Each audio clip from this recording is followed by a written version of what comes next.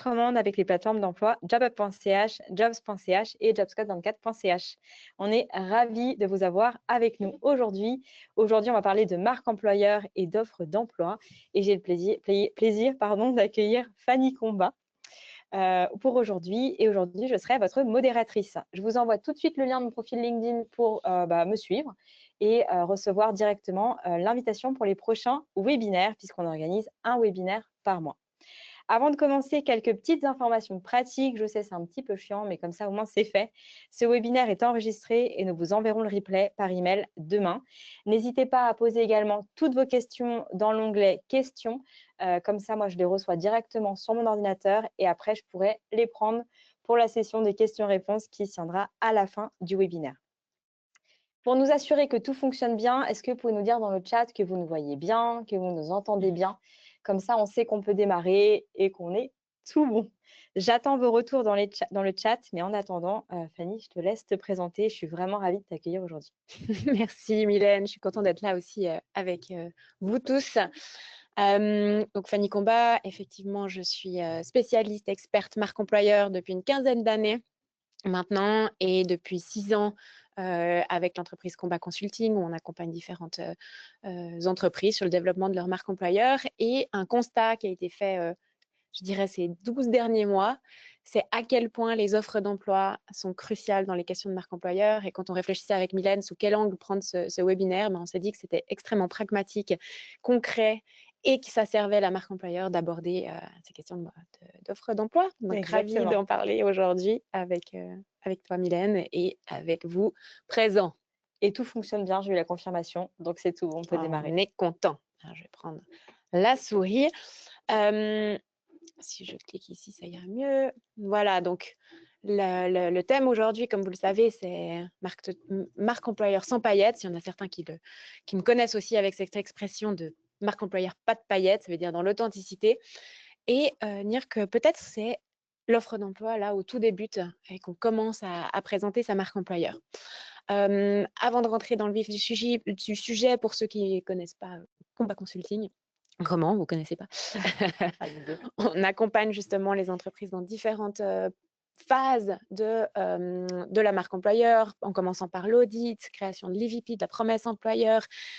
On aide dans les stratégies de communication interne, externe, vraiment de pouvoir positionner ces piliers forts de la marque employeur, des stratégies RH aussi sur les process RH, simplification, les offres d'emploi évidemment. Et là, je vais essayer de vous donner un maximum d'outils par rapport à cette rédaction d'offres d'emploi.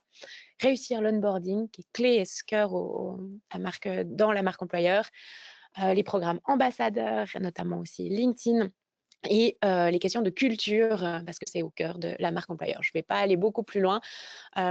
Aujourd'hui, quand même, assez fière de pouvoir se positionner comme… c'était une vision il y a 6 ans en arrière, juste avant Covid, d'être l'agence numéro 1 en Suisse romande. Et aujourd'hui, ce n'est pas moi qui le dis, donc je suis assez fière de ça. Il y a quelques années, j'ai aussi créé la marque employeur Suisse Academy pour montrer qu'en fait, il y a plein de choses qui s'apprennent. Là, vous avez un bout de formation, un webinaire / formation quand même, pour pouvoir accéder à ces sujets. On forme avec ma collaboratrice et collègue Émilie aussi sur les questions d'onboarding, sur les questions des bases, par où on commence quand on parle de marque employeur, et notamment aussi sur les offres d'emploi. De quoi on va parler aujourd'hui? Beaucoup de choses. Je vais essayer d'être efficace sur ce que j'ai envie de vous transmettre aujourd'hui et on aura évidemment la place pour les questions. Donc, sur les enjeux RH, on va recadrer un petit peu le sujet de la marque employeur. Pourquoi on parle de l'offre d'emploi dans ce cadre-là? Je vais essayer de vous donner ces 3 leviers forts d'une offre d'emploi qui attire. Comment vous rendez vos offres d'emploi visibles. On va évoquer la question de l'IA, voir aussi si vous l'utilisez ou pas dans vos processus. Rapidement, de l'expérience candidat. Qu'est-ce que ça change vraiment, les résultats, les impacts? Et on a des surprises, donc restez jusqu'au bout, je vous vois, parce qu'on a des surprises à la fin et des avant-premières. Donc ça va vous plaire en tout cas. On est assez fiers de pouvoir vous partager ça. Donc voilà le programme du jour et je trouve mon petit flamant rose qui rédige une offre d'emploi absolument mignon. Lui aussi, il a des lunettes. Il a des lunettes, pour le coup. Je vais demander à l'IA de faire un flamand RH. Et je ne sais pas pourquoi il lui a mis un chapeau et des lunettes. Apparemment, c'est comme ça qu'on définit RH selon l'IA. Au moins, il a un bureau. Ça, c'est bon. Et des paillettes. Je ne sais pas pourquoi. Les paillettes, il a vu que c'était toi. Il a vu que c'était moi. Voilà. Bien, pourquoi on en parle en fait? Pourquoi ces sujets-là et pourquoi c'est important? Et peut-être que vous allez vous reconnaître aussi, la pénurie de talent. Alors oui, c'est un sujet pas partout, donc c'est un sujet de débat aujourd'hui. Néanmoins, dans beaucoup de secteurs d'activité, c'est un vrai sujet problématique de recrutement.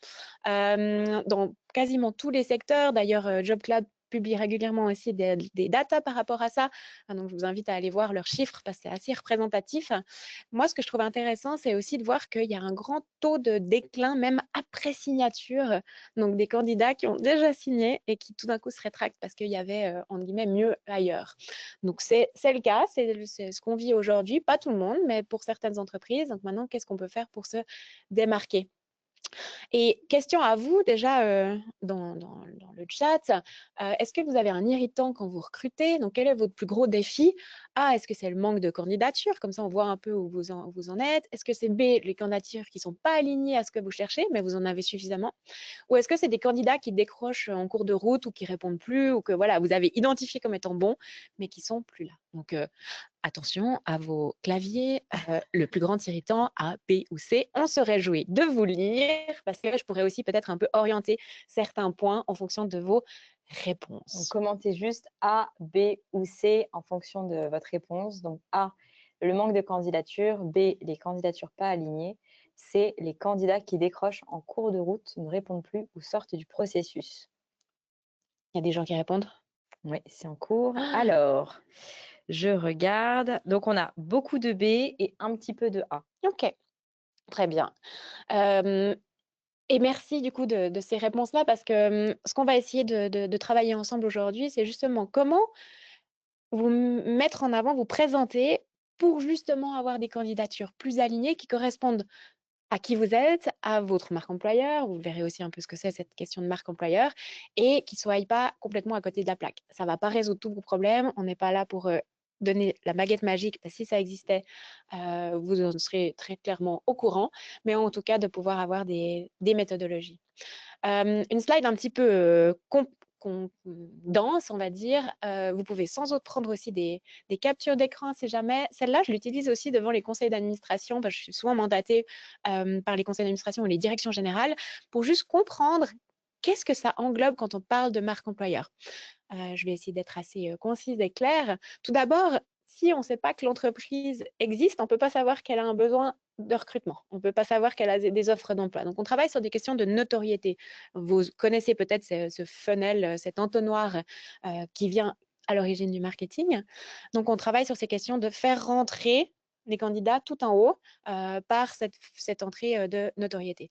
Mais une fois qu'ils sont au courant que vous existez, on suscite l'intérêt de dire, OK, viens voir notre page carrière, viens voir nos offres, euh, pouvoir avoir cet élément différenciant qui dit, peut-être qu'il y a quelque chose là derrière. Une fois qu'on est intéressé, le candidat ou la candidate doit pouvoir se dire, peut-être que je vais prendre la décision d'aller voir l'offre, d'aller voir plus loin, voire même quand j'ai l'offre devant moi, de me dire, je passe à l'action et je postule. L'action, c'est vraiment cet acte de postuler ou de répondre à un message. Si par exemple vous faites de l'active sourcing, donc du démarchage direct, c'est simplement de répondre au message que la personne a reçu. Ensuite, on traverse, moi, ce que j'appelle régulièrement le tunnel des horreurs, à savoir le processus de recrutement. C'est de mieux en mieux parce qu'il existe des ATS qui font ça à merveille, dont l'ATS gratuit en plus de JobCloud, sauf erreur, qui existe encore, si je ne me trompe pas, Mylène. Oui. Merci beaucoup. Donc, un ATS permet de pouvoir optimiser l'expérience qu'on appelle l'expérience candidat. Mais je me suis retrouvée aussi dans des cas de figure où c'était vraiment catastrophique, cette expérience-là, où on remplissait des formulaires, tout sautait, qu'on devait refaire 3 fois le processus, qu'on a sur 3 pages différentes dû mettre plein d'informations, qu'un processus de candidature dure 40 minutes alors que tous mes documents étaient prêts. Et là, certaines personnes me disaient, oui, mais comme ça, on allait plus motiver. Je dis, non, vous allez les plus désespérer. Ouais. Et quand on est dans dans une phase un peu pénurique où les candidats ont le choix, ils vont vite faire le choix en se disant, mais si c'est aussi compliqué de postuler, comment ça doit être à l'interne? Bref. vous avez la chance, peut-être que vous êtes, enfin les candidats à traverser cette étape et à signer son contrat avec vous. Donc, il traverse la phase d'onboarding. L'onboarding, on ne va pas en parler aujourd'hui, et néanmoins, il est clé dans la marque employeur parce que les statistiques le disent, les chiffres vraiment au niveau global, vous avez plein d'études qui en parlent sur le niveau de rétention des collaborateurs si un onboarding est bien fait. L'onboarding, il commence au moment de la signature et il se termine environ 12 mois après le début du contrat. Oh, 12 mois, c'est énorme. J'avoue, je m'attendais à moins. Et 12 mois, c'est vrai que souvent, dans le classique, on voit c'est 3 Ouais, mois à peu ouais, près, 3 mois, la c'est ce que période j'allais dire. d'essai, en gros. Ouais, Mais en fait, non, ça commence vraiment au moment où on signe. Et parfois, entre le moment où on signe et le premier jour, déjà, ouais. il y a beaucoup de choses qui se passent. Mmh. Et là, période de doute en se disant, j'ai peut-être fait la plus grosse connerie de ma vie. Pourquoi j'ai signé là? C'était finalement pas si mal où j'étais. Et c'est là qu'on peut aussi réduire le doute, faire en sorte que la personne se sente déjà onboardée, Ouais. accueillie. Et on parle d'onboarding comme on parle dans les avions, en fait. On fait cet onboarding dans l'avion, ben, c'est comme un voyage. Et si on arrive à voir l'onboarding comme vraiment un voyage du collaborateur, on peut créer des moments forts. Le moment où il rentre dans l'avion, où il est accueilli, le moment où il s'assied sur sa place et il reçoit quelque chose pour se nettoyer les mains. On peut vraiment faire ces parallèles-là pour pouvoir mettre en place une stratégie d'onboarding claire et efficace. Développement des compétences, là, voilà, de dire aujourd'hui, typiquement, si je vous pose la question, l'IA est là, c'est pas un jeu de mots, mais l'IA est là. Qu'est-ce qu'on fait en termes de compétences? Comment est-ce qu'on accompagne les collaborateurs? Pour certains, leur job va peut-être disparaître, pour d'autres, complètement évoluer. En tant qu'entreprise, on peut accompagner ce développement-là. Les gens deviennent ensuite des références à l'interne. On peut mettre en place des systèmes de mentoring aussi, ça existe beaucoup. Quand il y a une nouvelle personne qui arrive, ben, il a un mentor. Mmh. Et cette nouvelle personne peut aussi faire du reverse mentoring, comme on appelle. Il va amener ou elle va amener ces nouvelles compétences, puis pouvoir les transmettre à l'interne. On parle d'ambassadeurs. Alors là, je vais faire un clin d'œil notamment à mes compères et amis de chez Ricochet que vous retrouverez, j'ai le droit de le dire Oui, déjà, oui, oui, bien sûr. gros teasing, c'est les prochains à faire un webinaire, qui sont vraiment spécialisés sur les stratégies employés-ambassadeurs, notamment sur LinkedIn. Mais c'est comment est-ce qu'un collaborateur devient ambassadeur d'une marque, mais c'est pas juste il a un pull avec le logo, c'est il porte ça au quotidien en fait. Et c'est pas on lui a dit tiens prends ces mots C'est plus et profond. diffuse-les là, c'est Ouais. comment est-ce qu'il vit son Mmh. expérience collaborateur. Une fois que le collaborateur quitte l'entreprise, il rejoint ce qu'on appelle les alumni. Donc, on peut avoir même des stratégies spécifiques pour les gens qui sont plus là parce que bah, ils peuvent revenir, ça devient des boomerangs. Ou alors, ils ont des proches, des amis, ils continuent à diffuser. Moi, je sais qu'il y a certaines entreprises où j'ai travaillé, et ben, je continue à en parler aujourd'hui positivement, même si j'y suis plus du tout. Donc, je suis une Mmh. sorte d'ambassadrice alumni de certaines entreprises. Donc, c'était important pour moi de juste donner ce cadre, de dire où c'est que, de quoi on parle quand on parle réellement de marque employeur. Et si on regarde le cas de l'offre d'emploi, elle se situe entre intérêt et décision. OK. Et c'est là qu'elle va susciter justement, on doit susciter l'intérêt. Elle est proche de notoriété, mais il y a encore d'autres choses qui vont se passer sous notoriété qui seront importantes. Mais l'offre d'emploi, c'est celle qui va me dire, ah, canon, j'ai l'impression qu'elle a été écrite pour moi. Mmh. Donc voilà l'introduction. Et c'était moi qui fais les slides. Je regardais Emilène en mode, mais pourquoi tu passes pas la slide? C'était à moi de le faire. Nous sommes passés d'un marché de sélection à un marché de séduction. Elle est vieille comme le monde maintenant, cette slide, et pourtant je la garde encore parce que c'est vrai. Et on a tendance encore à se dire, ben, oui, ben, c'est pas à moi de devoir séduire quelqu'un, c'est le candidat qui doit me prouver pourquoi il peut venir me rejoindre. C'est plus du tout ça. Maintenant, séduction, c'est évidemment à prendre un peu avec des pincettes, mais la séduction, si on le prend au sens premier du terme, oui, si vous allez dans un bar et puis que vous avez envie de séduire quelqu'un, vous n'allez pas lui mentir complètement sur qui vous êtes, mais lui montrer vos plus beaux atouts, votre capacité de conversation, votre humour, et des choses qui sont vraies chez vous. Donc, on peut séduire avec beaucoup d'authenticité. Et ça, c'est le rôle de la marque employeur et de l'offre d'emploi. Et du flamant rose. Et le flamant rose, anecdote, le flamant rose que vous voyez qui nous accompagne tout ce webinaire, c'est la mascotte et le symbole de Combat Consulting. Pourquoi? Parce que c'est le symbole qui veut dire sortir du lot. Et c'est l'animal que vous voyez qui tient aussi sur une patte, qui sort un peu du lot comme ça. Et c'est aussi un symbole d'élégance. Donc ça me plaisait comme icône. Et du coup, ça aide aussi à accompagner mémotechniquement certains messages forts. Donc l'annonce, finalement, c'est un média et pas une fiche technique. J'aime bien dire aussi, l'annonce ne doit pas être le résumé du cahier des charges. Et souvent, c'est un peu ça. Donc, on va voir en quoi est-ce que c'est un média et pas une fiche technique.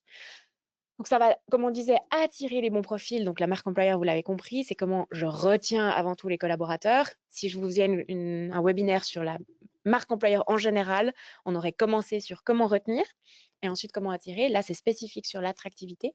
Donc, comment attirer. Pas revenir en arrière. Ah, j'ai vu comment faire.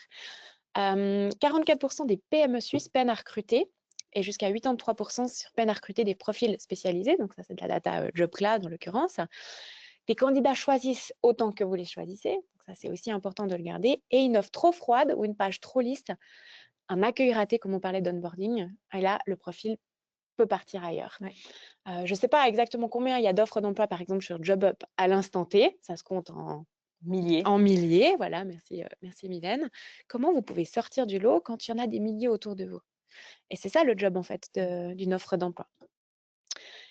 Et j'aime bien utiliser cette image de dire qu'est-ce qui vous donne le plus envie? Est-ce que c'est cette image d'une pizza qui sort du four, qui a le fromage qui fond, où on sent vraiment l'odeur? Moi, j'ai en plus faim maintenant. Merci Fanny, on vient de perdre la moitié des.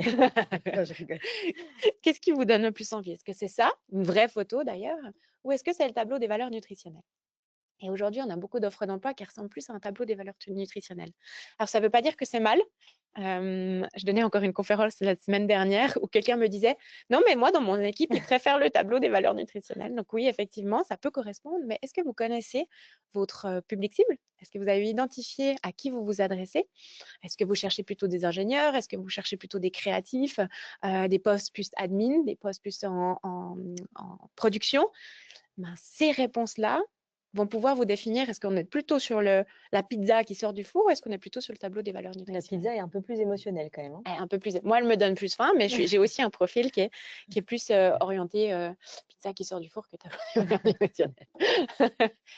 Donc, ce que vos mots vont dire de vous, sans même que vous le vouliez à quelque part, c'est donc vos offres d'emploi, elles doivent impérativement traduire vos valeurs et votre ton managérial ou ce que vous avez envie de transmettre en fait. Elles doivent donner envie et permettre de se projeter. Elles doivent être un levier d'attractivité, c'est pas juste un outil RH, et être cohérente avec ce qu'on appelle l'EVP. Je vous traduirai ça juste après pour attirer les bons profils. Donc l'EVP, et bon, il manque un S, je l'ai vu. Merci pour ceux qui l'ont vu aussi. On aime bien dire ce ne sera pas parfait et c'est tant mieux. Donc, l'EVP, c'est votre promesse employeur. C'est qu'est-ce qui vous distingue?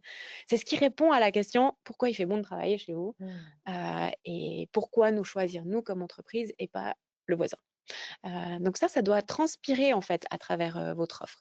Quand je dis aussi, elle doit traduire vos valeurs et aussi permettre de se projeter, j'aime bien dire que votre offre d'emploi, on doit pouvoir comprendre ce que vous avez envie de dire et on ne doit pas se poser la question, est-ce que c'est vrai? Est-ce que je vous crois ou pas? Est-ce que c'est du bullshit? Est-ce que c'est du bullshit ou pas? Exactement. Et on devrait normalement pas pouvoir juste changer le logo et avoir exactement la même offre derrière. Elles doivent vous être propres. Ça demande un peu un travail de rédaction, évidemment, mais ce qui vaut vraiment, vraiment la peine. Quelques exemples qu'on vous a mis là, je ne vais pas trop les traverser, mais quelques exemples qui fonctionnent assez bien. Coca est assez connu aussi pour une marque employeur forte avec leur loutre. Ils ont vraiment beaucoup travaillé ces points-là. Ils font parfois aussi face à un autre problème lié à la marque employeur, c'est qu'ils reçoivent trop de dossiers, tellement ils sont connus, tellement ils donnent envie. Et eux, ils doivent faire un travail de filtre très efficace. Et ils développent ça, mais par contre, en termes d'offres d'emploi, ils font des choses qui sont très sympas. Je ne vais pas les lire. Un autre exemple, c'est aussi la famille du charme qui met en avant sur leurs offres d'emploi des photos, des témoignages de collaborateurs. Donc, ils arrivent à faire passer des messages qui vont au-delà de juste l'entête. Nous cherchons. Ça fait authentique en tout cas quand on regarde ta slide. C'est vrai que, et c'est vraiment en l'occurrence la vraie personne donc, qui peut, et c'est une PME et j'ai essayé aussi de vous donner un peu des astuces pour les PME pour que vous puissiez reproduire ça. Les photos transmettent beaucoup d'émotions, plus que des fois juste des textes. Et en même temps, il y a peut-être certains profils, ils s'en foutent des photos. Et c'est aussi important de considérer ça. Peut-être que parmi vous, vous recrutez régulièrement, je ne sais pas, des développeurs. Probablement, ils ne vont même pas aller eux-mêmes sur l'offre d'emploi et que ça ne va pas être la bonne stratégie pour pouvoir les attirer. Et d'autres, ça va les toucher. Donc, connaissez votre public cible. Ça, c'est une stratégie marketing à la base. Hein. On connaît notre public cible pour pouvoir adapter nos offres. 3 leviers forts qui vont permettre de pouvoir faire la différence sur vos offres d'emploi. Je vais les dérouler après coup, pas d'inquiétude, et essayer de vous donner aussi quelques exemples. Le premier, c'est donner envie. C'est important, quelle que soit la manière de donner envie. Il y a même, on utilise c'est aussi un outil qui vient du marketing, mais vous l'avez compris, quand on parle de marque employeur, c'est à cheval entre les RH, la gestion d'entreprise, donc le management, et le marketing. Et on utilise beaucoup d'outils marketing pour servir une cause RH. Et c'est important de pouvoir s'aider dans les deux côtés. Et marketing peut utiliser les messages RH qui sont forts pour aller ensemble. Donc, donner envie. Oui, C'est un peu en marketing comme quand tu dis tous les e-books gratuits, les ressources gratuites, où tu dis, OK, je donne de la valeur gratuitement, et puis comme ça, j'attire les prospects, j'attire les leads. C'est un peu la même chose c'est finalement. donner, évidemment, c'est Donner de donner la envie. valeur avant de recevoir. C'est exactement ça. Et le donner envie, on peut utiliser l'outil AIDA que vous connaissez peut-être. Donc, AIDA qui est un acronyme qui veut dire justement attirer l'attention, susciter l'intérêt pour générer du désir. Donc, on retrouve cet entonnoir de base. Donc, comment je peux donner envie? Et pour pouvoir répondre à cette question, c'est qu'est-ce qui vous rend unique? Et ça, je vous la pose à vous aussi qui êtes présents. Qu'est-ce qui rend unique votre entreprise? Si vous avez envie de le partager dans le chat, vous pouvez en une phrase. Qu'est-ce qui fait que votre entreprise est particulièrement spéciale? Ou, si c'est plus facile, parce que des fois, c'est difficile de répondre qu'est-ce qui rend unique mon entreprise, c'est pourquoi vous y travaillez? Qu'est-ce qui fait que le matin, vous vous levez et que vous allez dans cette entreprise pour travailler? Et si jamais vous partagez dans le chat, dans tous les cas, c'est anonyme, ne vous inquiétez pas. Voilà, il n'y a pas de souci par rapport à ça. Voilà. Et si vous avez envie que ça ne soit pas anonyme parce que vous voulez positionner votre entreprise, dites-le non. C'est d'humaniser la lecture, donc de rendre ce côté, comme tu disais avant, ah, ça paraît humain, émotionnel. Comment est-ce qu'on humanise un petit peu cette lecture? Je pense que, des fois je fais des sauts en arrière, voilà. Cette notion d'humanisation, elle va être d'autant plus forte avec l'IA. De dire, on ne sait pas qui écrit maintenant avec l'IA, on ne sait pas qui a rédigé, qui est derrière. On a l'impression que les offres d'emploi sont rédigées par l'IA et les candidatures sont rédigées avec l'IA. Donc, au final, c'est 2 IA qui se parlent. Puis quand les 2 humains se rencontrent pour de vrai, ben, on ne sait pas si c'est vraiment la personne qu'on a en face de nous. Donc, comment est-ce qu'on peut humaniser ça? Et le troisième, c'est comment est-ce qu'on peut montrer votre valeur employeur à travers ces offres d'emploi? Alors, vous allez me dire, c'est peut-être un peu non conventionnel quand on parle d'offres d'emploi, et pourtant, c'est vraiment le message parce que vous savez rédiger des offres standards. Et maintenant, c'est comment est-ce qu'on les différencie un peu. Donc, le premier, comme on disait, donner envie avant de filtrer. Ça peut être d'oser alléger les exigences. Ça, c'est une erreur que je vois beaucoup dans les offres d'emploi, c'est d'avoir un peu le fameux, moi j'appelle le syndrome Jean-Claude Duss, pour ceux qui ont la ref. C'est de dire, sur un malentendu, ça peut marcher. Donc, je liste tout ce qui est possible, tous les bullet points possibles, en se disant, oh, Il y a peut-être cette personne-là qui sera comme ça. il y a peut-être une chance. Il y a peut-être une chance, notamment par exemple les exigences d'allemand. Si vous mettez allemand, en tout cas en Suisse romande, vous savez que ça va être très, très, très, très dur à recruter. Si ce n'est pas vraiment, vraiment indispensable d'avoir une maîtrise d'allemand, mettez-le pas. Donc, allégez vos exigences. Expliquez aussi pourquoi chaque compétence est demandée, ou en tout cas certaines des compétences, pour comprendre, pour aider. Vous vous souvenez, on doit aider le candidat à se projeter. Peut-être reformuler ce que vous attendez, pas forcément juste en listant le diplôme. D'ailleurs, c'est un point aussi que je cite volontairement parce que le diplôme aujourd'hui aura plus forcément la même valeur vu que les compétences ont tellement évolué, tellement changé, qu'on ne peut plus s'arrêter juste sur un diplôme. Donc, c'est dire qu'est-ce que j'attends comme résultat. On parle aussi beaucoup de recrutement sur les soft skills, sur des sortes de compétences un peu humaines, plus que plus le hard skills. Je sais jamais plus comment en plus. on le dit de plus en plus parce qu'on sait qu'on va pouvoir acquérir aussi d'autres compétences. Mais par contre, cette capacité peut-être d'apprentissage, résistance au changement, enfin non résistance au changement, donc de pouvoir accompagner le changement, ça va être extrêmement important. Donc ça, vous pouvez le traduire dans vos offres d'emploi. Je vous ai donné un exemple par rapport à la formation que vous pouvez prendre ici.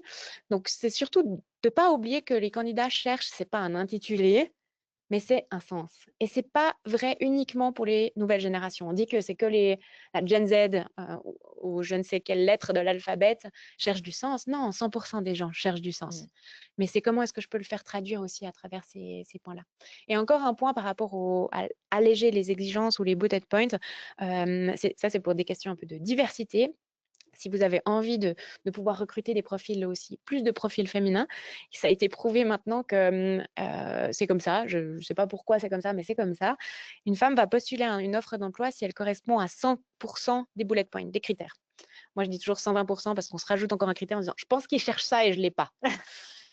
Et les hommes, et bravo messieurs, parce qu'on doit s'inspirer aussi de vous par rapport à ça, c'est 60% des critères. Donc, s'ils ont 60%, donc un petit peu plus que la moitié, ils postulent. Alors, là, c'est un message global. Mesdames, postulez même quand vous n'avez pas tous les critères. Messieurs, continuez à nous inspirer. Et RH, peut-être formuler moins de bullet points ou certains éléments plus sous une forme de texte sans juste la bullet point, ou choisissez aussi certains termes qui permettront de se dire « Ah tiens, je peux me voir là-dedans. Et oui, ces 3, je les ai, mais pas les 15. » Et comme ça permet. Et les statistiques ont prouvé que ça n'a pas du tout changé les candidatures masculines. Il y en a eu toujours autant, Ok. mais il y a eu plus de candidatures féminines. Intéressant, super intéressant. Donc, ça peut aussi être un axe, si c'était un axe que vous recherchez. Le deuxième levier, on l'a dit, c'est humaniser la lecture. Donc, ça passe par le titre. Évidemment, pas de jargon, mais ça, je crois que vous le savez tous. L'accroche qui doit être engageante, qui doit se dire, dès lors que je lis la première ligne, je dois me dire, ah tiens, j'ai envie de lire le Comme en reste. marketing. Comme en marketing, c'est C'est pareil. exactement pareil. Que la structure soit fluide, alors de pouvoir peut-être avoir plusieurs blocs, qu'on ait une lisibilité. Des espaces. Des espaces, sachant que, je ne sais pas quelle est la proportion de personnes qui sont sur mobile, sur JobUp par exemple. Énormément, je pense. Au moins plus de la moitié, je pense. Donc ça, c'est un point aussi important. Le premier contact avec l'offre d'emploi, généralement, elle est via mobile. Ouais. Après coup, ils vont se reconnecter depuis un ordinateur pour faire la candidature, mais le premier, il est mobile. C'est ça. Donc, qu'est-ce qui s'affiche d'abord sur son mobile? Est-ce que cette première partie-là est engageante? On donne la même information aux candidats, on leur dit, un recruteur, il n'a pas beaucoup de temps sur votre profil, donc faites en sorte que le premier tiers soit vraiment là où il y a des informations pertinentes et importantes. Ouais. Donc, c'est la même chose au final. Le ton humain, c'est comme si vous parliez en fait à un autre humain. Si on devait retenir qu'une seule chose aujourd'hui, c'est de dire c'est un humain qui parle à un humain. Ouais, c'est ça. On peut se faire aider de la technologie, on peut se faire aider de l'IA, mais c'est important de le prendre dans cette considération-là. J'aime bien cet exemple. Tu travailleras en binôme avec Camille pour construire nos parcours d'onboarding. J'adore. Et Camille, c'est censé être vraiment quelqu'un de chez vous. Hein. Là, c'est un exemple clair, mais ça donne ah oui, ok, je vais travailler avec quelqu'un. Camille, ça peut évoquer quelqu'un ou pas. Et en plus, c'est concret, c'est sur le parcours d'onboarding. Là, ce serait pour un poste RH. Moi, typiquement, j'aurais été voir le profil de Camille sur LinkedIn, je pense. Oui, ça aurait été une bonne idée. Donc oui, l'humain se ressent à la lecture et ça va se décider en quelques lignes. On parle de cerveau gauche, cerveau droite. Je ne sais pas si c'est des concepts qui vous parlent, mais une offre, elle peut parler aux deux cerveaux de manière assez concrète et pragmatique à votre cerveau droite qui a besoin de choses structurées. Et il a besoin de l'émotionnel. Et la prise de décision, généralement, se prend plutôt sur l'émotionnel. Ouais. Elle se rassure sur le rationnel, mais elle se prend sur l'émotionnel. Il n'y a qu'à voir toutes les publicités marketing. Hein. C'est souvent le déclencheur, l'émotion, plus que… C'est clair. Et maintenant, en fait, ce qu'on entend souvent, et j'aimerais casser un mythe, c'est que dire oui, mais le marketing, c'est la paillette, c'est vendre du faux. Mais pas du tout, en fait. Et un marketing qui vend du faux, il se plante sur toute la ligne parce qu'il y aura une telle déception derrière, une telle désillusion qu'il aura perdu complètement la confiance des clients, quels qu'ils soient B2B, B2C. Une fois qu'elle est perdue, elle est perdue. Hein. Et une fois qu'elle est perdue, terminé. elle est difficile à reconstruire. Ouais. C'est exactement pareil ici. C'est cette confiance, ce lien un peu qu'on essaie de créer qui est un peu plus émotionnel. Et qui dit émotionnel dit pas faux. C'est des vraies choses, des vraies histoires qu'on peut raconter. Et le troisième levier, montrer votre valeur employeur. Donc, ça veut dire quoi? C'est dire qui vous êtes, en fait. Comme je vous disais qu'on ne pouvait pas juste changer de logo sur une offre d'emploi, c'est profiter de cet espace pour présenter ce qui vous rend unique, vos valeurs, avec des preuves éventuelles. Listez moins, mais listez mieux. Vous pouvez donner des exemples très concrets. Évidemment, éviter les slogans ambiance conviviale ou rejoignez une entreprise à taille humaine. Mais combien il y a d'offres qui disent une entreprise à taille humaine? Qu'est-ce que ça veut dire? Peut-être que ça veut dire que tous les premiers jeudis du mois, il y a un after work et puis vous allez boire quelque chose. Alcool ou pas alcool, c'est pas la question, mais il y a un moment convivial. Je sais que dans certaines entreprises, il y a une fois par trimestre, tout le monde va manger ensemble. Des moments un peu comme ça. Ça veut peut-être plus dire ambiance conviviale par les faits que c'est un mot plus concret. En fait. Soyons concrets. Certains aussi, par exemple, dans certaines PME que j'ai pu accompagner, des demi-journées de congés supplémentaires en été, des horaires différents, qui peut vraiment montrer concrètement ce que vous faites et qu'on vous croit. Parce que s'il y a des exemples concrets, on va beaucoup plus vous recroire que si c'est bateau. Pareil, je donne souvent l'exemple des horaires flexibles. On a souvent dans les offres d'emploi comme avantage horaire flexible. Vous pouvez poser la question à 20 personnes différentes, ils auront 20 définitions différentes de qu'est-ce que ça veut dire horaire flexible. Donc expliquez, on peut arriver de telle heure à telle heure, ou c'est vraiment flexible, si tu as envie de travailler à 3 heures du mat, tu travailles à 3 heures du mat, et d'avoir cette précision. Ça va être important. Voilà pour 3 leviers que vous retrouvez en un. Voilà, ici, c'est écrit tout petit, mais ça peut vous permettre de les avoir aussi en un. Vous pouvez faire une petite capture d'écran, si comme vous ça vous le voulez. gardez avec vous. Schling. Voilà, ça permet de faire la différence. Par rapport aux bonus, pas besoin aussi les bonus ping-pong. C'est de pouvoir aussi écrire comme un humain qui recrute un autre humain et de vous intéresser un peu à de quoi il a besoin, qu'est-ce qu'il a besoin de comprendre. Il y avait eu aussi un webinaire il y a quelques temps d'une personne que j'affectionne aussi particulièrement, Léo Bernard, qui est vraiment un spécialiste aussi du recrutement, qui a écrit un livre Permis de recruter. Je vous ai remis sa proposition aussi de structure d'annonce qui marche assez bien. Et on vous envoie tout de suite le lien du replay du webinaire si jamais vous voulez le regarder dans le chat. Donc, de pouvoir aussi se faire un peu une checklist des choses qui fonctionnent et qui ne fonctionnent pas, de voir d'expliquer le contexte. Typiquement, j'aime bien dire, c'est bien de dire pourquoi vous recrutez. Est-ce que c'est quelqu'un qui est parti congé maternité? Est-ce que c'est un agrandissement d'équipe? Si vous pouvez, de dire pourquoi est-ce qu'il y a cette offre d'emploi qu'elle a. Quel est le rôle de la personne? Quels sont peut-être ses objectifs aussi? Éventuellement des indicateurs de réussite qui peuvent se mettre en avant. Moi, j'aime bien, je rajoute aussi une section qui s'appelle « Faites du demi-tour si ». Alors, c'est un peu audacieux parfois, mais c'est de pouvoir aussi laisser les choses, je ne sais pas, par exemple, si vous aimez être manager de très près, qu'on vous donne exactement les listes quoi faire, à quel moment le faire et comment le faire, si c'est ça que vous avez besoin, ben, peut-être que ce n'est pas bien pour notre entreprise parce qu'on a besoin de quelqu'un d'assez autonome. Et d'avoir un peu des deal breakers, à quelque part, c'est un terme anglais que j'aime pas, mais des choses qui font, oui, faites demi-tour si, quoi, en gros. Ça marche assez bien. De voir les perspectives éventuellement d'évolution.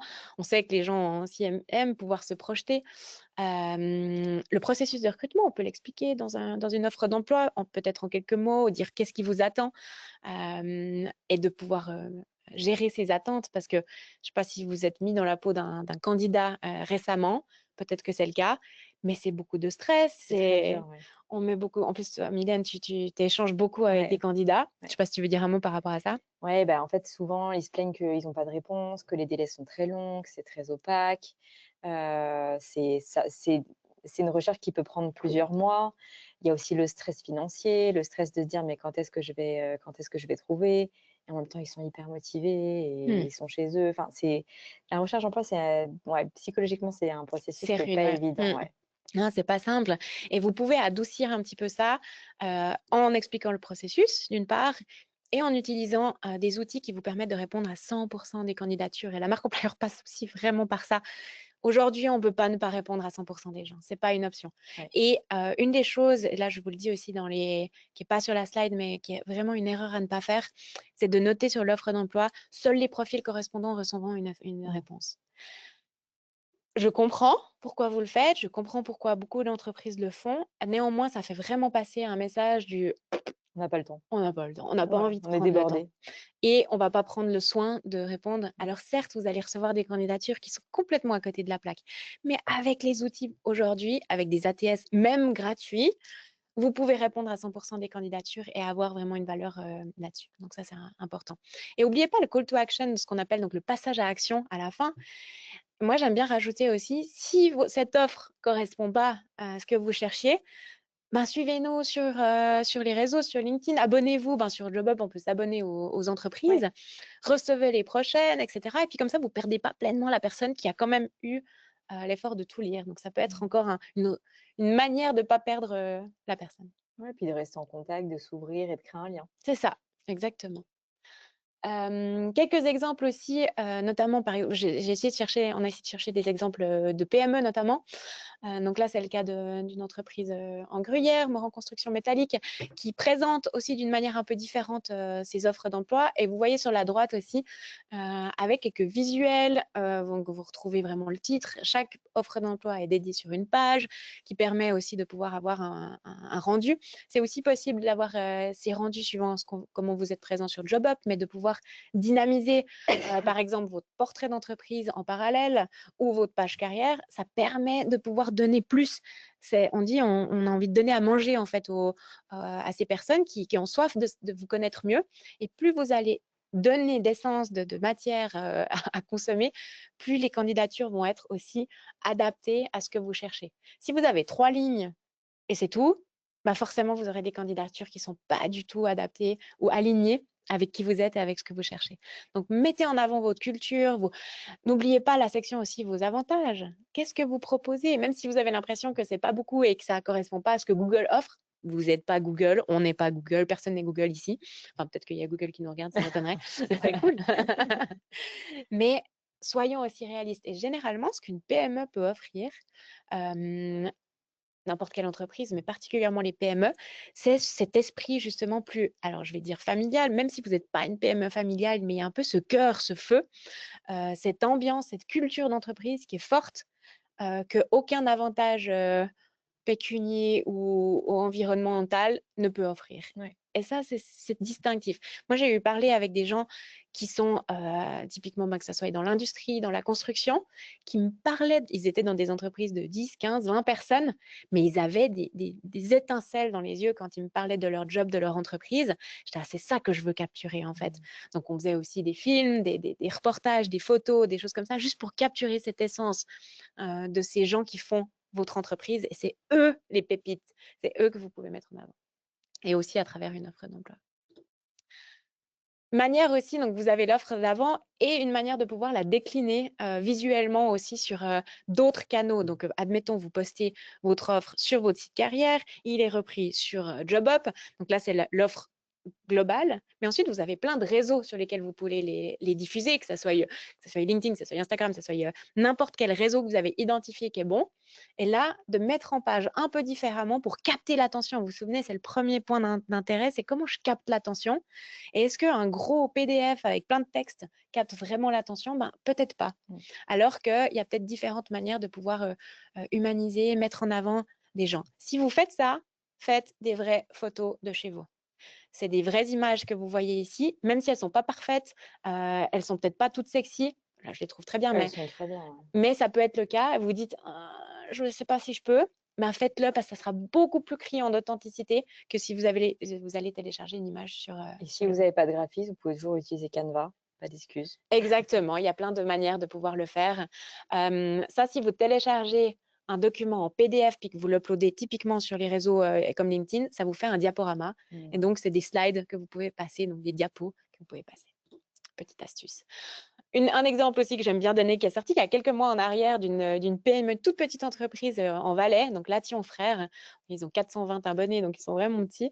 Et ils ont misé sur l'humour avec une offre d'emploi un peu atypique. J'adore. Alors on voit très bien que c'est l'IA qui a fait leur offre, mais avec tellement d'authenticité aussi, même si c'est l'IA, avec les 3 critères de recrutement. T'aimes le bois, tu bosses proprement, t'aimes la raclette. En disant, si tu as dit oui à au moins 2, appelle-nous. Alors là, c'était efficace. Ils ont reçu tellement de retours positifs de ça. Je sais qu'ils ont recruté, mais je ne sais pas si c'est grâce à ça qu'ils ont recruté. Néanmoins, en termes de visibilité, ça a fait un carton. Très bonne accroche et puis ça peut devenir viral là pour le coup. Les gens se Là, c'est devenu partagent. clairement viral, ça c'est sûr. Et moi, du coup, je l'utilise aussi dans les formations parce que ça donne tout d'un coup des idées. L'humour, évidemment, à prendre avec des pincettes, ça ne marche pas pour tout secteur, mais on peut en jouer aussi. Là, c'était une annonce de Villard-Grillon-Diableret, aussi une petite entreprise, avec un style un peu graphique différent. Alors, on ne peut pas le faire sur tout support, mais ça donnait aussi des idées, et notamment une manière de rédiger un petit peu plus fun, et ils sont fun, donc ça correspond aussi à leur ton et à leur style. Important, une offre bien écrite ne sert à rien si personne ne la trouve. Donc, c'est bien sympa d'avoir fait l'offre parfaite, mais si elle reste toute seule dans son coin et qu'il n'y a pas de vue dessus, Elle prend la poussière. ça va prendre la poussière et on ne va pas convertir. Donc, il y a plusieurs choses auxquelles il faut faire attention. Ce qu'on appelle le SEO, c'est un jargon que vous pouvez oublier, mais c'est surtout ce que vous devez rappeler, c'est les mots-clés que vous utilisez dans vos offres d'emploi, comme par exemple le titre. Alors, je le vois moins, mais des fois, on retrouve encore genre le ninja du bonheur au travail ou des choses comme ça. Ça fait que si quelqu'un cherche vraiment un poste responsable RH, il ne va pas vous trouver. Donc, il ne va pas tomber sur votre offre. Donc, utilisez les bons mots-clés qui vont correspondre à ce que vous cherchez. Ce qu'on parle de UX, c'est aussi un autre jargon, oublié, mais comme ça, si vous voulez vous la péter à Noël, c'est des termes que vous pouvez ressortir. C'est de pouvoir rendre plus agréable la lisibilité globale de votre offre.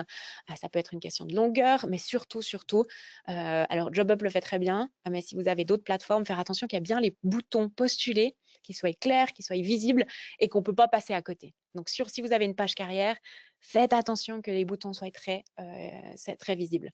Et surtout, publiez à plusieurs endroits. Moi, j'aime bien donner la stratégie où au cœur de tout, c'est votre site, à vous, votre site carrière. Si vous n'en avez pas, c'est votre page carrière JobUp.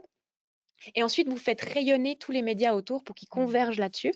Et vous faites venir les gens vers un point de convergence. Et c'est ça qui va faire que vous allez pouvoir convertir dans votre entonnoir qu'on voyait au début.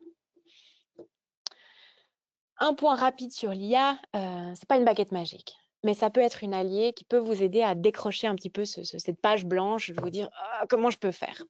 Je ne vais pas vous poser la question, vous pouvez, si vous avez envie de nous dire dans les commentaires si vous l'utilisez ou pas, arrête de toucher le micro, Fanny, voilà.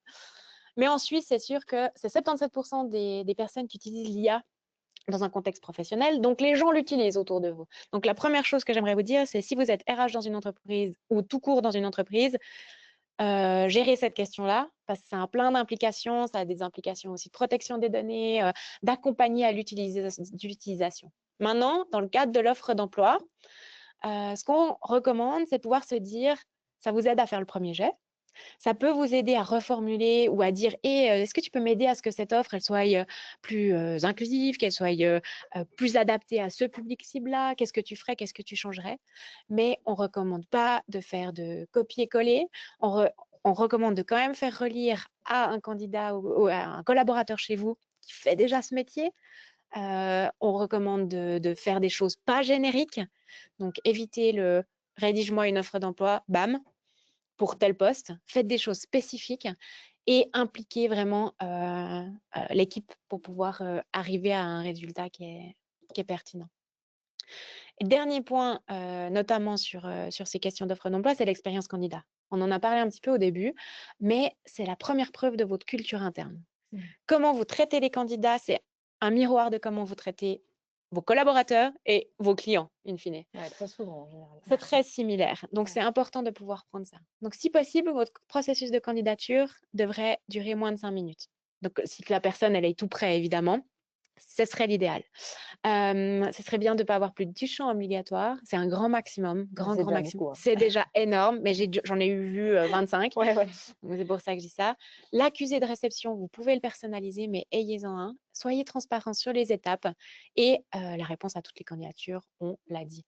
82% des 18-25 ont déjà renoncé à postuler à cause d'un parcours trop long. Moi, j'ai envie de dire des 18-55, Ouais, c'est ce que probablement. j'allais dire, dis donc, moi je suis dedans. Et on n'a plus 25 ans. Ouais, j'ai pas 25 ans. Donc, pour les PME, des petits gestes, c'est important aussi de se dire que tout est possible en petites étapes. Donc, relisez vos offres comme un candidat ou une candidate. Utilisez un modèle, une checklist commune. Vous pouvez vous faire vraiment une checklist. D'ailleurs, il y en a une petite surprise après aussi. Elle n'est pas petite, c'est une grosse surprise. Question de checklist. Et de pouvoir avoir une base commune, puis après, vous affinez par offre d'emploi. Vous pouvez avoir une bibliothèque de phrases un peu culture maison, de qu'est-ce qui vous différencie, de ce que les gens, tout d'un coup, vous êtes à un apéro de fin d'année, puis vous entendez des gens parler de l'entreprise, dire ah bah tiens, ça je pourrais me la noter, parce que ça peut donner envie en fait de nous rejoindre. Ou aller poser la question à vos collaborateurs, pourquoi tu travailles là? Qu'est-ce qui fait que tu es encore là? Simplifier le processus, ça on l'a dit, répondez, on l'a dit, donc c'est des petites choses. Pourquoi est-ce que ça fait vraiment la différence? J'aime bien, vous avez vu, le Flamand nous a accompagnés tout au long. C'est plus de candidatures qualifiées, si vos offres elles sont plus lisibles et vues, évidemment. Vous avez une meilleure rétention parce qu'il y a vraiment une cohérence qui vient à l'interne et à l'externe. On a 2 à 3 fois plus de candidatures avec un profil qui est complet, avec une offre d'emploi qui est vraiment bien mise en place. Les candidates qui vont passer aussi 2 fois plus de temps sur un profil qui est détaillé ou sur votre profil d'emploi ou d'entreprise. Et les entreprises qui valorisent leur culture reçoivent jusqu'à 3 fois plus de candidatures qualifiées, selon aussi C'est énorme. les data Job Cloud. Donc, il y a vraiment des impacts et c'est important de la considérer comme étant votre vitrine marque employeur. Wouhou, pas de surprise avant. Non, non, je vais revenir en arrière. Voilà. Bravo. J'avais dit We que are on time. je tenais en 45 minutes toute la Nickel, présentation. 46. C'est pas mal, c'est pas mal. Pas mal. Teasing? Bon, allez, Teasing. Bon, maintenant que vous avez vu la slide. vu la slide, mais peut-être que vous n'étiez pas attentif à ce moment-là, j'espère. Mais maintenant, oui. On a préparé une surprise avec Job Cloud. Ça fait quelques semaines maintenant qu'on s'est attelé ensemble, donc l'équipe Combat Consulting avec Émilie notamment aussi, et l'équipe d'experts aussi chez Job Cloud pour vous rédiger un magnifique e-book Hyper complet. complet qui s'intitule Marque employeur sans paillettes. C'est des conseils, des bonnes pratiques globales, pas que pour les offres d'emploi. Ça parle vraiment de la marque employeur de manière globale, particulièrement orientée PME. Donc, c'est une édition spéciale PME. Elle peut s'appliquer à plus large entreprise aussi, mais c'est vrai qu'on a mis un accent pour les PME. Vous revoyez ici, vous retrouvez des checklists. Mylène, tu as aussi mené des interviews, c'est ça? Ouais, c'est ça. Vous retrouverez aussi les petits flamants roses. On retrouvera les flamands, c'est clair. Donc, vous avez vraiment quelque chose d'assez dense. Vous pouvez, sauf erreur, vous avez reçu le lien dans le chat. Directement dans le chat. Vous Et puis, vous pouvez pouvez flasher. également scanner le QR code qui se trouve sur la slide. On se réjouit d'avoir vos retours aussi Ouais. par rapport à cet e-book. Ouais, où on a mis vraiment toute l'essence de notre expertise, où Beaucoup on de a mis boulot. beaucoup de travail, c'est clair, beaucoup de travail, beaucoup de bonheur évidemment, mais beaucoup de travail pour avoir quelle est l'essence en fait de la marque employeur. Et normalement, si vous suivez les étapes qui vous sont présentées, si vous suivez aussi les checklists, ça peut vous simplifier votre quotidien et vous aider à dire je commence par quoi, comment je fais mes étapes et pour avoir un résultat tangible derrière. Parce qu'un des gros mythes qu'on a, c'est que c'est très coûteux de mettre en place la marque employeur. Ouais. Alors que oui, ça demande du temps, mais ça demande surtout une logique et une structure stratégique et c'est ça qu'on vous donne comme ça, gratuitement, lors de ce webinaire. Je suis hyper contente. Et si jamais vous avez loupé le lien, vous pouvez toujours nous écrire, on vous donnera tout ça. Donc ça, c'était la première surprise. La deuxième surprise, C'est parti. c'est qu'avec Combat Consulting, on a la deuxième édition d'une formation exclusive d'offres d'emploi qui attire vraiment. Donc, dans ces formations, c'est vraiment, on va revoir quelques points théoriques, mais on va aussi travailler sur des cas pratiques, vos cas. Vous avez aussi une annonce qui est analysée par nos soins, où on vous donne des conseils vraiment personnalisés. Et on a 2 formats. On a le format en ligne, donc qu'on a déjà expérimenté, qui a vraiment bien marché, qui aura lieu le 15 décembre de 10h à 12h. C'est limité au nombre de places. Et là, dans le cadre de ce webinaire, on a souhaité vous faire une promotion, donc au prix de 280 au lieu de 310 francs pour cette session. Donc, ce que je rappelle, c'est que vous avez accès à la formation en ligne, une lecture d'une de vos offres d'emploi avec des feedbacks personnalisés et accès aussi au replay parce que ça sera enregistré. Donc, vous pourrez revoir, accès aux médias, donc aux documents qui contiendra aussi des checklists, plein de choses. Donc, c'est le condensé de ce qu'on a pu mettre en place depuis plusieurs années avec Émilie. Donc, on est assez fiers de cette formation parce qu'elle a des chouettes résultats derrière. Et certains préfèrent en présentiel. Donc, on a aussi déployé une demi-journée vraiment aussi intensive en petit comité aussi pour pouvoir vraiment travailler de fond sur vos offres. Et quand vous sortirez de là, vous aurez un processus en fait et vous pourrez vous dire, OK, je sais comment décliner ça et gagner du temps, gagner des candidatures, des conversions et comment vraiment mettre en avant ma marque employeur. Et là aussi, on vous fait un chouette prix dans le cadre de merci pour ce cette promotion. webinaire. Donc, indiquez webinaire Job Cloud dans votre message ou même Job Cloud, c'est pas grave, on comprendra quand vous nous contactez pour cette formation. Ça va être trop bien. Et nous laissons la place aux questions. Trop bien. Merci beaucoup, Fanny, pour toutes ces explications, toute cette théorie, tous ces exemples. En tout cas, moi, ça m'a vachement aidé à comprendre la marque employeur, les offres d'emploi. Donc déjà, merci pour tout ça. Avec plaisir. Alors, je passe aux questions. Donc, on a reçu une question de Pauline. Le diplôme reste une condition éliminatoire lorsque l'on est soumis à un cadre légal, malheureusement. Avez-vous des conseils dans ce cas?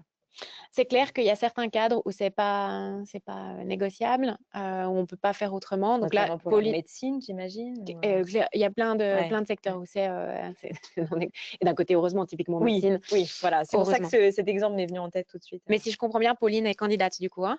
Selon la manière que c'est Non, formulé? non, je pense qu'elle Non, alors, est OK, recruteur. obligatoire. Dans ce cas, ben, il faut citer ce qui est obligatoire, ça c'est clair, on ne peut pas passer à côté.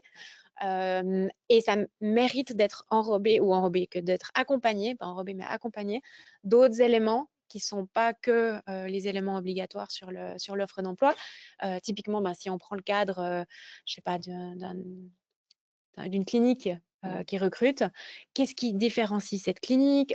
Qu'est-ce qui fait que les médecins, par exemple, ou n'importe quel profil présent aime y être? Qu'est-ce qui la différencie?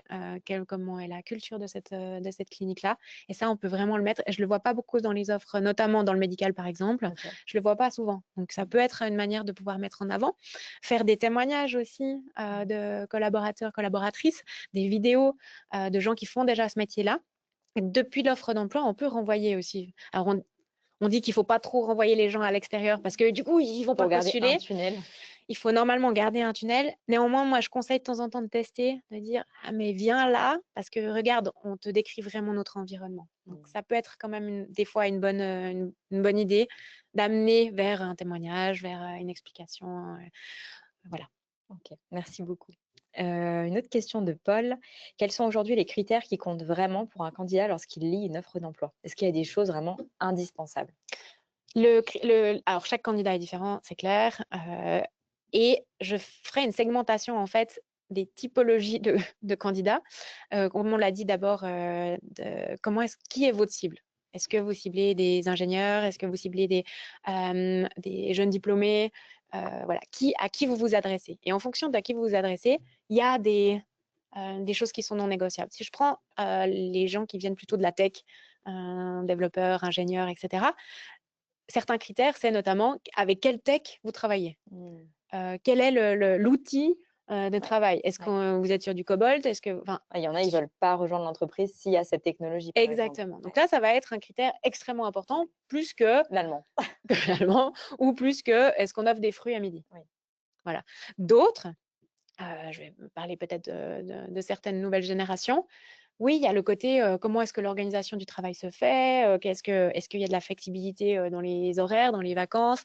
Quel est l'impact du job en question? À quoi ça sert? On dit en anglais, quel est le why? Quel est le sens? La mission, La en fait. mission. Si je rejoins cette équipe, je vais servir à quoi, en fait? Et ça, de pouvoir l'expliquer va être importante. Claire, le salaire, on va pas se le mentir, c'est, souvent attendu. Je dis pas que c'est exact, qu'il faut forcément être dans de la transparence salariale, mais c'est souvent attendu De plus en effectivement, plus, en tout cas, par de les plus en candidats. plus. Et on voit que les offres qui ont des salaires ouverts Ouais. ont plus de visibilité. Et en plus de postulation aussi. Donc, je ne veux pas rentrer dans ce débat qui est un peu sensible, mais c'est important d'avoir cette ouverture d'esprit que oui, c'est ça, on va vers plus ça. Et pourquoi on va aussi vers plus de ça? C'est notamment Google, entre autres, qui va donner beaucoup plus de visibilité aux offres d'emploi qui ont ce genre d'informations. Donc, ça va susciter plus de matière des entreprises qui vont plus le mettre en avant. Puis cet effet boule de neige, ben, finalement, on va se retrouver dans la minorité qui ne met pas en avant. Mais On va vers plus de transparence dans tous on les va vers cas. plus de transparence. En Suisse, c'est encore un cas un peu Ouais. limitrophe. OK. Donc ça, c'est important. Et moi, je rajouterais encore que c'est important de mettre en avant les avantages quand même que vous proposez.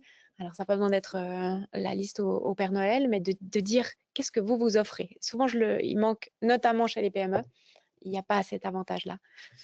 Donc, de me mettre en avant, je pense que c'est important. Peut-être qu'ils n'ont pas encore conscience de tous les avantages qu'ils Mhm. proposent ou finalement de la liste. Exactement.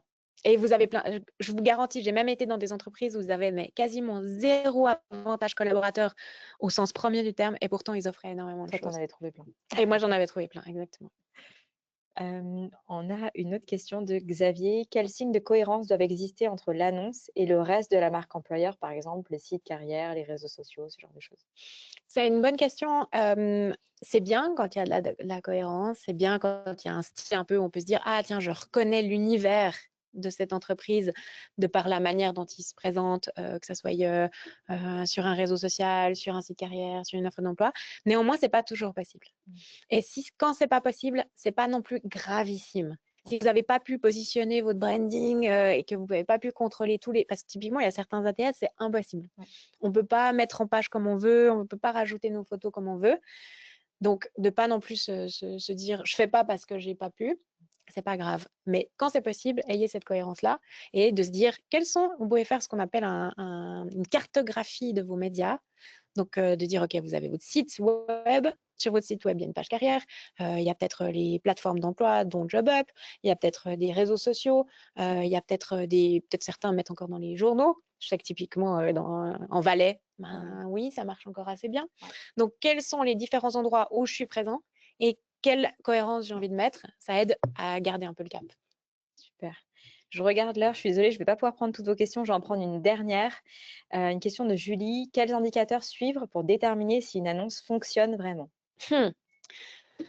Alors, les indicateurs, il y en a plein. Hein. Ça, c'est pas la question. Enfin, oui, c'est une très bonne question. On regarde notamment le nombre de vues sur une offre d'emploi. Est-ce qu'on a pu avoir un certain nombre de vues? Le nombre de clics. Donc, est-ce que mon offre, elle a été vue, mais est-ce qu'on a pu cliquer sur l'offre? Le nombre de candidatures reçues, évidemment. On peut dire le nombre de candidatures qualifiées reçues. On peut avoir le nombre de recrutements faits suite à une offre d'emploi. Donc, on peut avoir tous ces éléments-là. La seule problématique, c'est que souvent, on n'a pas accès à la donnée. Donc, des fois, c'est bien joli d'avoir des KPI et d'avoir des indicateurs, mais si on n'a pas accès à la donnée, c'est plus embêtant. Donc, si vous devez en garder qu'un, déjà, regardez le nombre de candidatures déjà reçues. Ça sera déjà pas mal. Et puis, voir s'il y a un plus ou un moins derrière. Super. Merci beaucoup, Fanny, pour toutes ces questions. Du coup, j'en profite, vous pouvez dès à présent vous inscrire au prochain webinaire. Attends. C'était un rappel, Ah oui. juste de dire que l'offre d'emploi n'est pas un document administratif, c'est votre premier acte de marque employeur. Vous avez reçu l'e-book, l'offre spéciale, et j'aime bien conclure sur dans un monde de pigeons, choisissez d'être un flamant rose. Toujours le flamant rose. Et Et du coup, le prochain webinaire, donc ça va être avec Robin Van Canel, fondateur de l'agence Ricochet Communication, la méthode pour engager vos collaborateurs comme ambassadeurs de marque qui aura lieu le 2 décembre à 11 h. Et du coup, on vous partage tout de suite le lien dans le chat pour vous inscrire. Ça me ferait très plaisir de vous avoir à nouveau. inscrivez-vous, Robin, il est incroyable, il est smart, il a plein d'astuces à vous donner, je l'adore, donc Robin, inscrivez-vous au prochain. Et du coup, j'en profite, quand vous allez fermer le webinaire, vous allez avoir un petit questionnaire de satisfaction qui va s'ouvrir avec quelques questions. Si jamais vous pouvez prendre 3 minutes pour nous partager votre avis, ça nous ferait très plaisir. Oui. Je lis absolument tous vos retours. Donc, si vous avez la moindre suggestion, avis, n'hésitez surtout pas. Et je vous invite à suivre du coup soit moi, soit Combat Consulting parce qu'on poste beaucoup de conseils marque employeur. Donc, si vous avez envie de conseils gratuits, vous pouvez sans autre nous suivre. Merci beaucoup, Fanny, pour tous tes conseils et puis ta présence aujourd'hui. Ça m'a fait très plaisir de t'avoir. Merci Mylène. J'espère que vous avez passé un bon moment. Bon appétit, une pizza peut-être. On espère. Et puis, on vous dit à bientôt. Ciao. Oui. Vas-y, t'arrives.